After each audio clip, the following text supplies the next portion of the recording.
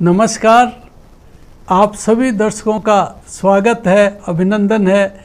News 18 Rajasthan के खास कार्यक्रम शिव का सावन में।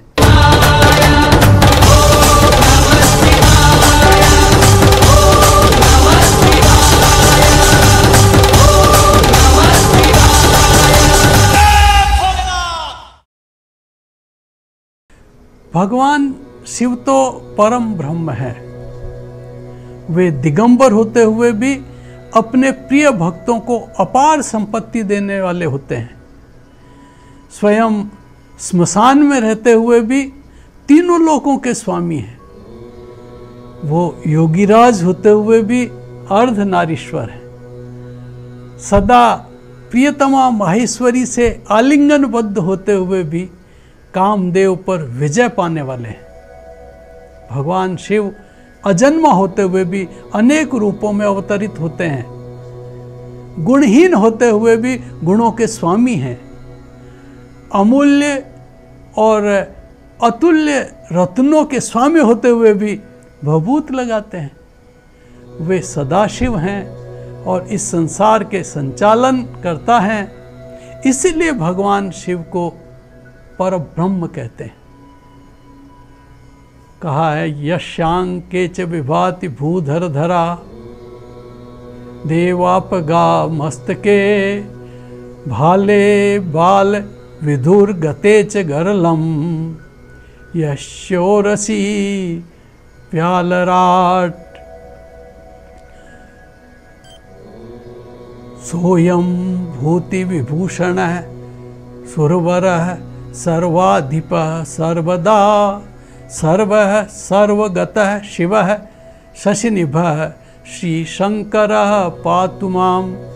भगवान शिव कैसे हैं कि जिनकी गोद में हिमालय की कन्या पार्वती शोभायमान होती है, जिनके मस्तक पर गंगा जी शोभायमान होती हैं और ललाट पर द्वितीया का चंद्रमा शोभायमान है, कंठ में हलाहल विष शोभायमान है और वक्षस्थल पर सर्पराज शेषनाग जी सुशोभित हो रहे हैं। वे भस्म से विभूषित हैं।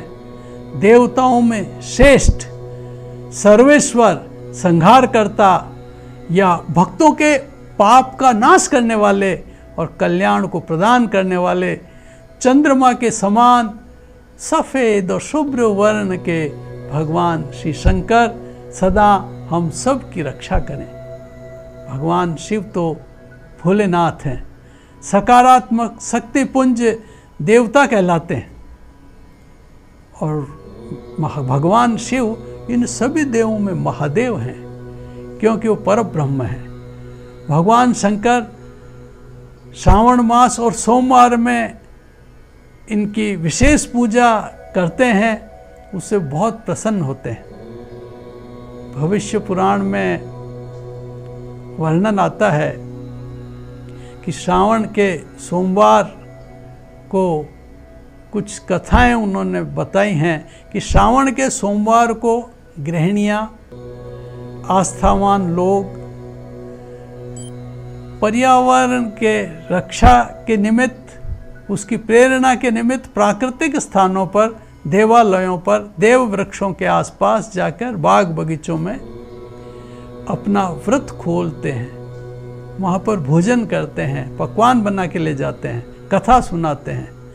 तो शास्त्रों के अनुसार श्रावण के सोमवार को केदारनाथ के ज्योतिर्लिंग की पूजा का भी विधान है, लेकिन हर व्यक्ति के लिए वहाँ जाना संभव नहीं होता।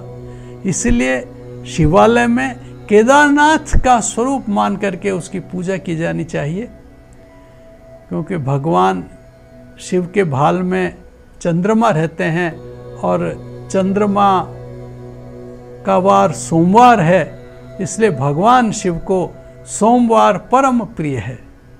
तो श्रावण के महीने में, श्रावण का महीना इसलिए परम प्रिय है कि श्रावण के महीने में पार्वती जी ने भगवान शिव को पति रूप में प्राप्त करने के लिए वर्षा के अंदर बाहर वर्षा काल में गले तक पानी में डूब करके और खड़े रह करके तपस्या की थी।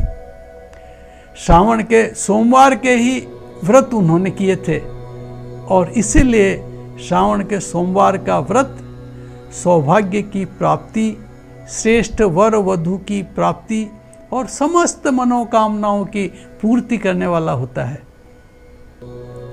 वैसे भगवान शिव तो भोलेनाथ कहलाते हैं, उनकी पूजा अर्चना तो कभी भी कहीं भी की जा सकती है, लेकिन उन्हें श्रावण का महीना और सोमवार ये दोनों परम प्रिय हैं।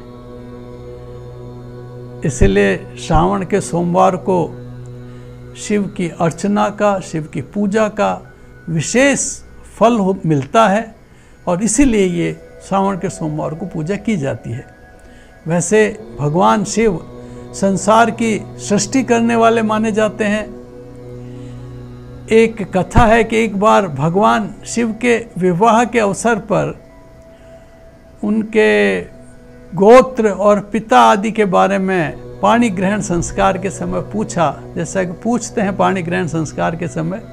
तो उनसे जब पूछा कि आपके पिता कौन हैं, तो वहाँ पर ब्रह्मा जी मौजूद थे। ब्रह्मा जी ने कहा कि ब्रह्मा जी इसके पिता हैं, मैं इसका पिता हूँ। तो फिर पूछा कि इसके पिता में कौन है, दादा कौन है? तो ब्रह्मा जी ने कहा कि विष्णु जी इनके दादा हैं। फिर प्रश्न किया कि इनके परदादा कौन है? तो सब सुन रह गए कि कब किसको बताएंगे।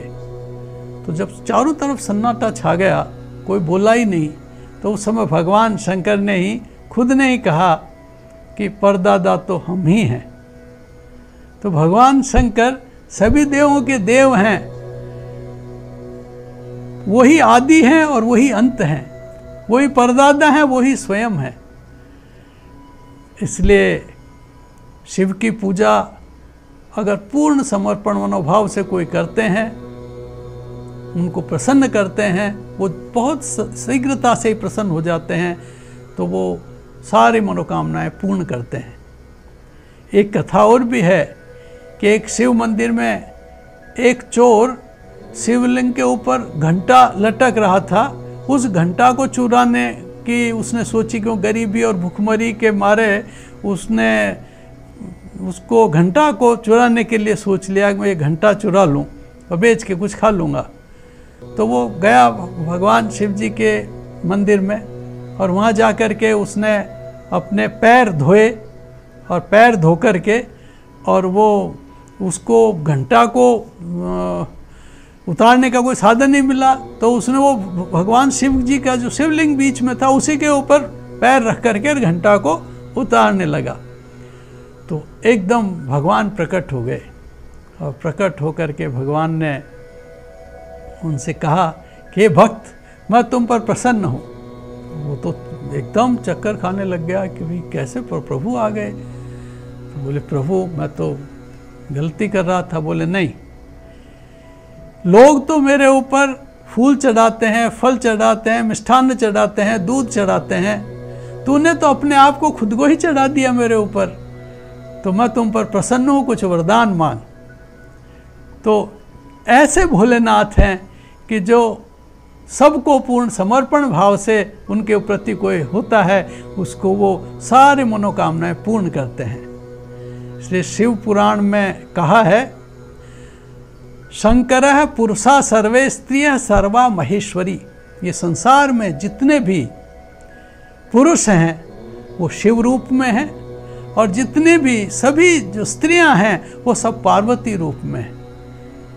स्त्रियः समस्ता सकला जगत्सु, जो कहा है कि सारी स्त्रियां पार्वती रूप में हैं, देवी रूप में हैं। तो संसार में, इसलिए संसार में शिव अर्धनारीश्वर रूप में विद्यमान रहते हैं। भगवान शिव जगत गुरु हैं।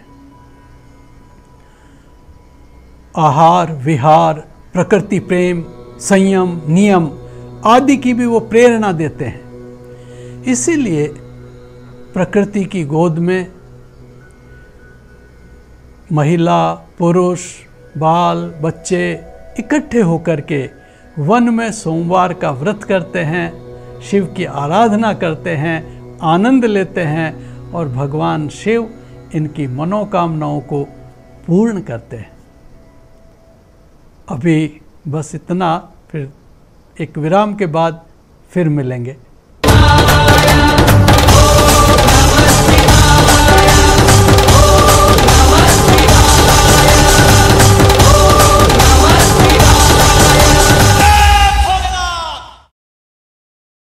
आज की सबसे बड़ी खबर, Amazon prime day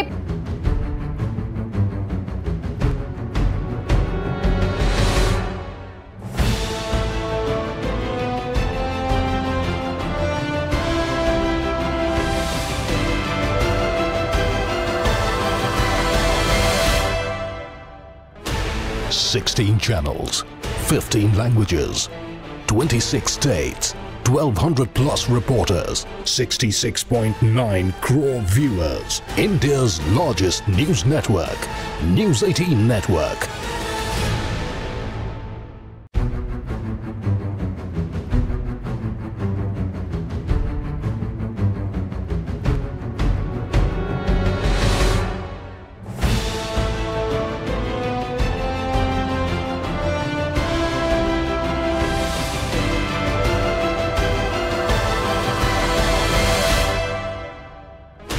$16 channels, 15 languages, 26 states, 1,200 plus reporters, 66.9 crore viewers. India's largest news network, News 18 Network.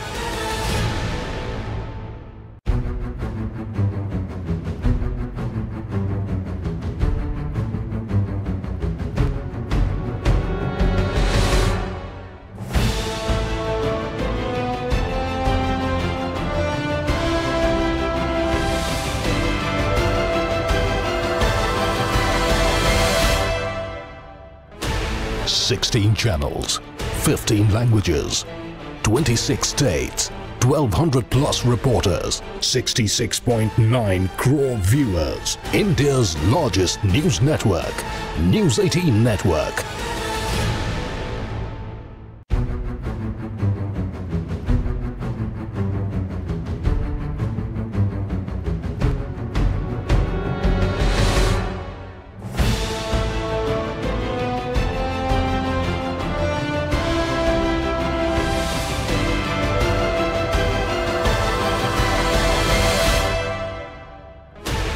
$16 channels, 15 languages, 26 states, 1,200 plus reporters, 66.9 crore viewers. India's largest news network, News 18 Network.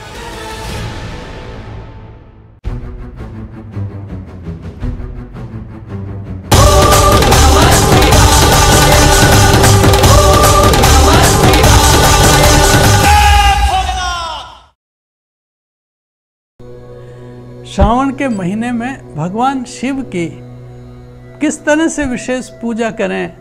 वैसे तो वो भोलेनाथ हैं, भावों में ही प्रसन्न हो जाते हैं, लेकिन भगवान की पूजा के लिए जब मंदिर के प्रवेश द्वार में हम जाते हैं तो वहाँ हमें सबसे पहले जब शिवालय में जब प्रवेश करेंगे तो पहले कच्छप रहता है।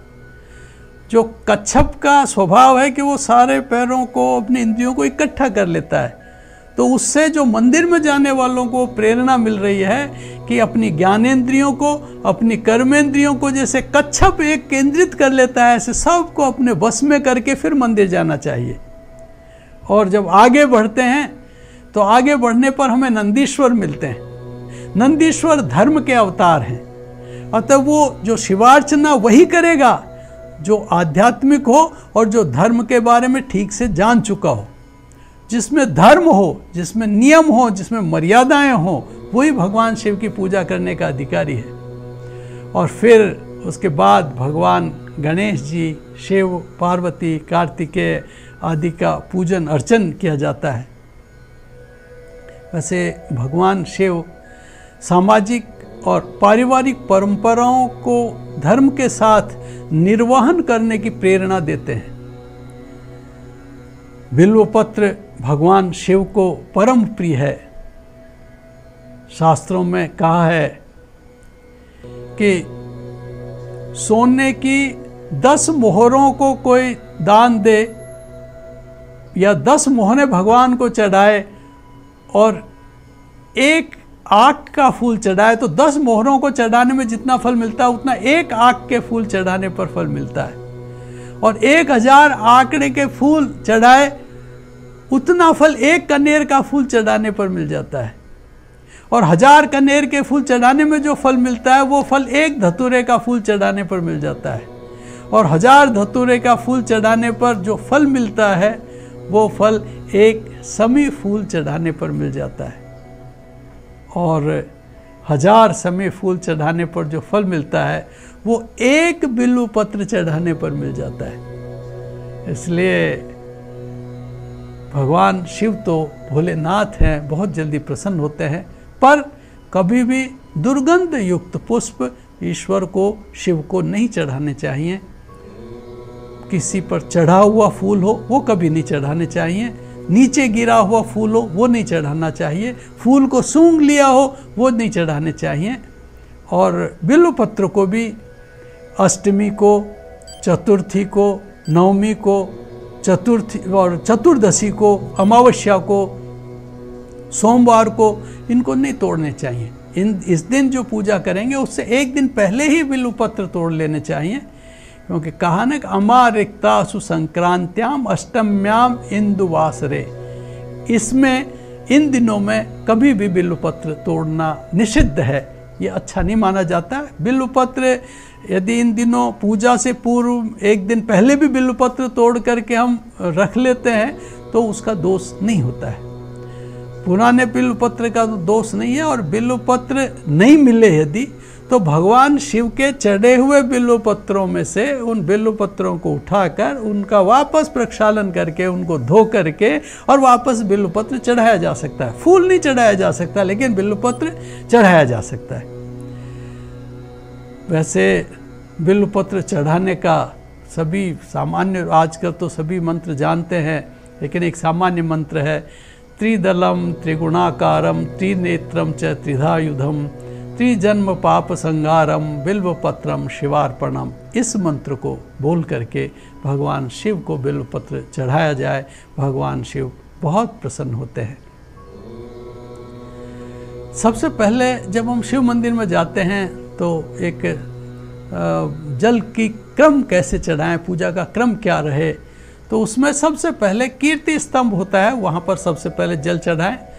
फिर भगवान गणेश जी को, जो सबसे पहले उनकी पूजा की जाती है, भगवान गणेश जी को, और फिर गौरी को, और फिर कार्तिकेय को, फिर नंदी को, और फिर सर्प को, डमरू, फिर गंगा, फिर कुबेर, फिर वीरभद्र, फिर जलहरी पर शिव जी के उस जलहरी के ऊपर जल डाल के फिर भगवान शिव का अभिषेक करना चाहिए। कहीं कहीं शास्त्रों में ये भी है कि भगवान शिव और पार्वती नंदी का पहले जब तक पूजा नहीं हो जाए तब तक वो ग्रहण नहीं करते हैं। तो कहीं ऐसा भी है कि शिव जी की पूजा के बिना पार्वती जी ग्रहण नहीं करते हैं, तो कहीं पर शिव की पूजा पहले करते हैं, कहीं पार्वती की, पर प्रभु तो सब जानते हैं, जैसा श्रेष्ठ हो इसी क्रम में पूजा कर देनी चाहिए। जलाभिषेक करने के बाद में जब भगवान शिव को जलाभिषेक करें उसके बाद दूध, दही, घी, शहद, गन्ने का रस, बूरा और तीर्थ जल, इनके साथ क्रमशः अभिषेक करें और फिर वापस शुद्ध जल से स्नान कराएं। इनका अभिषेक करने के बाद में भी शुद्ध जल से स्नान कराना चाहिए। पहले शुद्ध जल से स्नान हो, उसके बाद में ये सबका स्नान, उसके बाद फिर शुद्ध जल से स्नान हो। और स्नान के बाद में भगवान को वस्त्र, यज्ञोपवीत, चंदन का तिलक, अक्षत, कनेर, आक, धतूरा, मोगरा, चमेली, जूही, इनके पुष्प और इत्र चढ़ाएं। लेकिन इत्र कभी भी केवड़ा और केतकी का नहीं चढ़ाना चाहिए, क्योंकि केवड़ा और केतकी के पुष्प भी शिवालय में भगवान शिव के लिए श्रेष्ठ नहीं माने जाते हैं। खस का, गुलाब का ये इत्र चढ़ा सकते हैं, इनको फूल भी चढ़ा सकते हैं गुलाब के, और गुलाल, अबीर, हल्दी, इनको चढ़ा करके धूप दीप करके नैवेद्य चढ़ाना चाहिए, उनको भोग लगाना चाहिए। और उसके बाद भगवान शिव को प्रणाम करके दक्षिणा समर्पित करनी चाहिए। कभी भी भगवान शिव उनके पूरी परिक्रमा नहीं करनी चाहिए। भगवान शिव के पूरे शिवालय की पूरी परिक्रमा नहीं करनी चाहिए। उनकी जो 3 प्रदक्षिणा, 3 उनकी प्रदक्षिणा करने का विधान है। और सोम सूत्र को बिना लांगे, जो जलहरी में से जहाँ जल गिरता है ना, वो सोम सूत्र कहलाता है, उसको बिना लांगे करनी चाहिए कि एक क्रम इधर से आए, फिर वापस उधर से ही वापस जाएं, और फिर उधर से ही वापस आए। इसी तरह से जो जिसे कहें कि सी आकार की परिक्रमा लगानी चाहिए। ये ऐसा करने से भगवान सारी मनोकामनाएं पूर्ण करते हैं। और श्रावण के महीने में वैसे अपनी सामर्थ्य के अनुसार रुद्र पाठ, रुद्र सूक्त, रुद्री, लघु रुद्र पाठ, अतिरुद्र पाठ, महारुद्र पाठ आदि का क्रमशः पाठ कर सकें तो बहुत अच्छा फल मिलता है और सारे मनोकामनाएं पूर्ण होती हैं।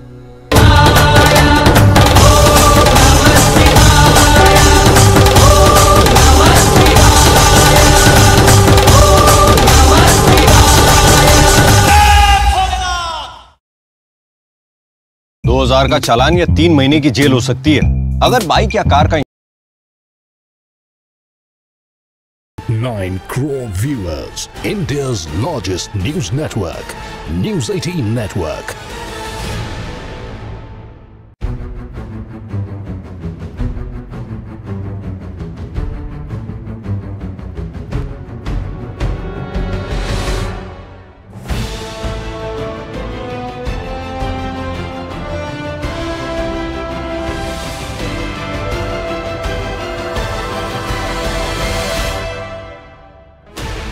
$16 channels, 15 languages, 26 states, 1200 plus reporters, 66.9 crore viewers. India's largest news network, News 18 Network.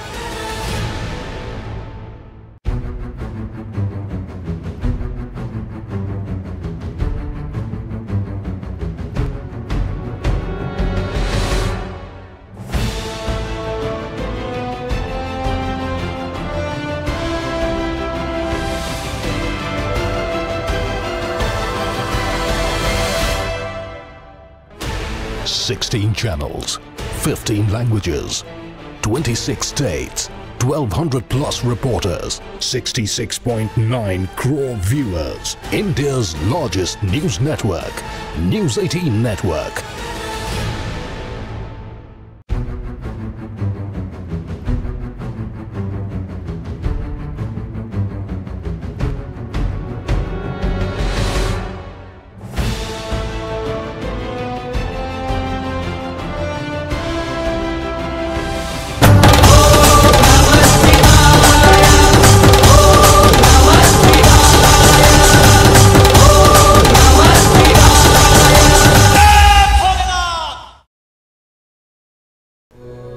अब हम बात करेंगे भगवान शिव की आराधना के लिए, फल विशेष प्राप्ति के लिए क्या आराधना की जाए, कैसे की जाए। सबसे पहले सबको संताप रहता है, दुख होता है, कष्ट रहता है। उस दुख के नाश के लिए भगवान शिव का रुद्राभिषेक करना चाहिए। आजकल वर्षा की भी बड़ी समस्या है, तो ऐसी स्थिति में श्रेष्ठ संवत होने के लिए और अच्छी वर्षा के लिए भगवान शिव का श्रावण में जल से अभिषेक करना चाहिए। उसे अच्छी वर्षा की संभावनाएं बनती हैं। कई लोग जैसे अभी कोरोना में हम व्याधिग्रस्त हैं, कई तरह की बीमारियों से ग्रसित होते हैं, तो जब व्याधिग्रस्त हों तो ऐसे समय में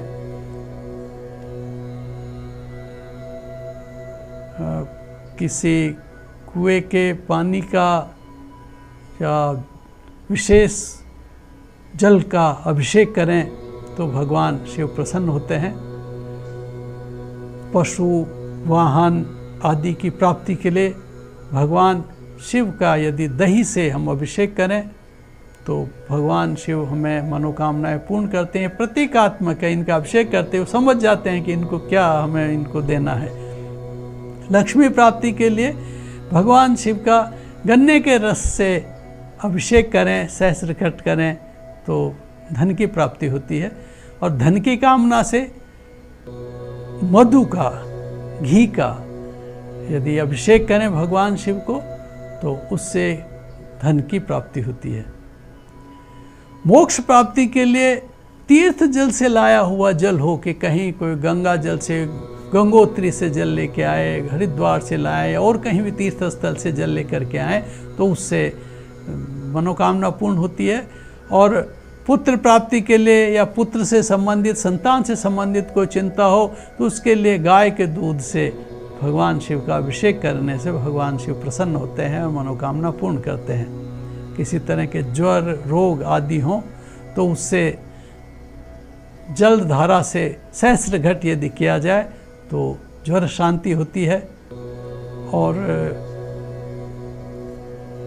किसी भी तरह की वंश वृद्धि या कहीं संतान नहीं हो रही हो तो हमने वंश की वृद्धि के लिए घी की धारा से रुद्र पाठ कराना चाहिए तो भगवान शिव प्रसन्न होते हैं। प्रमेय आदि रोगों के लिए आजकल बहुत होता है, उसके लिए दूध की धारा से सहस्त्रघट करवाएं तो भगवान सम्मान भी प्रदान करते हैं, रोग से भी मुक्ति करवाते हैं। मानसिक अशांति यदि किसी को हो रही हो बहुत ज़्यादा तो दूध में शर्करा मिश्रित दूध में शक्कर मिला करके और फिर भगवान का अभिषेक करना चाहिए। विद्या बुद्धि के लिए या कोई कॉम्पिटिटिव एग्जाम आदि देने के लिए, शत्रु नाश के लिए सरसों के तेल से अभिषेक करना चाहिए। राजयक्ष्मा या जिससे न टीबी आदि जैसे रोग होते हैं उसकी शांति के लिए शहद से भगवान शिव का अभिषेक करना चाहिए। शिवलिंग का पूजन और अभिषेक करना चाहिए। इसी के साथ 12 राशियों का, वैसे तो सभी भगवान शिव के सभी शिवलिंगों की पूजा कर सकते हैं, लेकिन राशि के अनुसार अलग अलग तरह के शिवलिंग यदि उपलब्ध हों तो जो भी शिवलिंग उपलब्ध हो उनकी पूजा कर सकते हैं। लेकिन मेष राशि वाले यदि भूरे पत्थर के शिवलिंग उपलब्ध हों और उनकी यदि वो अर्चना करें तो उनके लिए श्रेष्ठ फलदायी होता है। वृष राशि वाले यदि धान्य के शिवलिंग बनाकर उसका अभिषेक करें, सभी धान्यों का एक शिवलिंग बन जाता है तो वो उनकी मनोकामना पूर्ण करता है। मिथुन राशि वालों को गंध के, अष्टगंध का शिवलिंग बनाकर और उसकी पूजा करनी चाहिए। कर्क राशि वालों को चांदी के शिवलिंग बनाकर उसका अभिषेक करना चाहिए। सिंह राशि वालों को पीले पत्थर के शिवलिंग पर अभिषेक करने से उनकी मनोकामनाएं पूर्ण होती हैं। कन्या राशि वालों को फूलों के शिवलिंग बनाकर उनकी पूजा करनी चाहिए। तुला राशि वालों को सफ़ेद पत्थर के शिवलिंग पर अभिषेक करने से मनोकामनाएं पूर्ण होती हैं। और वृश्चिक राशि वालों को मिट्टी के शिवलिंग बना के, मृदा का शिवलिंग बना के और उसका पूजन करना चाहिए, उससे मनोकामनाएं पूर्ण होती हैं। धनु राशि वालों को यदि संभव हो तो सोने का, लेकिन सोने का बहुत महंगा होता है, ऐसी स्थिति में पीतल के शिवलिंग पर भी यदि अभिषेक करें तो मनोकामनाएं उनके लिए पूर्ण होती है, श्रेष्ठ फलदायी होता है। मकर राशि वालों को हरे पत्थर के शिवलिंग पर अभिषेक करने से मनोकामनाएं सिद्धि होती है। और कुंभ राशि वालों को नीलम, और नीलम यदि न मिले तो काले शिवलिंग पर अभिषेक करने से उनके लिए श्रेष्ठ फलदायी फल देते हैं भगवान। मीन राशि वाले यदि नर्मदेश्वर शिवलिंग का अभिषेक करें तो सारी मनोकामनाएं प्रभु पूर्ण करता है। वैसे शास्त्रों में कहा है, पार्थिवम तु कलो युगे कृतयुगे रत्नमयम लिंगम त्रेतायाम हेम संभवम द्वापरे पारदम श्रेष्ठम पार्थिवम तु कलो युगे।